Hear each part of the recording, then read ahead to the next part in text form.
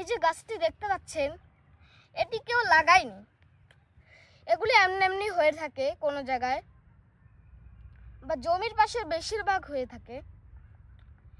এগুলি ফুলগুলি হাতির সুরের মতন বলে এই গাছটাকে হাতি সুরে গাছ বলে।